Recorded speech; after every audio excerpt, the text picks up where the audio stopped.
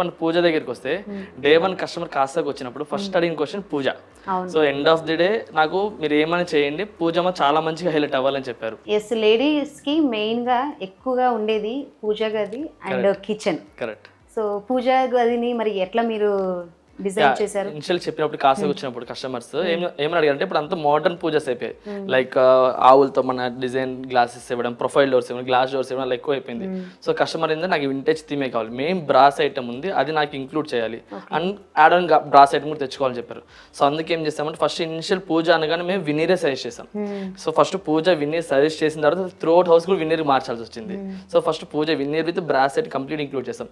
మీరు ఇక్కడ చూసారంటే ఆల్మోస్ట్ ఇది 200+ కేజీస్ ఆఫ్ బ్రాస్ యూస్ చేసాం ఇక్కడ. యా.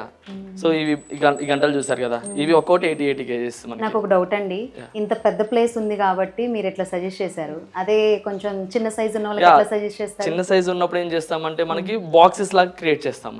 సో ఇక్కడ రూమ్ టైప్ వచ్చింది కాబట్టి ముందు కస్టమర్ ప్రీ ప్లాన్ తీసుకోవడం దానికోసం తీసుకుంటారు. ఎందుకంటే వాళ్ళకి పూజ చాలా మ్యాండేటరీ. సో అందుకని మన ఫ్లాట్ తీసుకున్నప్పుడు పూజ ఏదైతే పెద్ద రూమ్ వస్తుందో వాటినే కంక్లూడ్ చేసుకున్నారు కస్టమర్స్. Okay okay.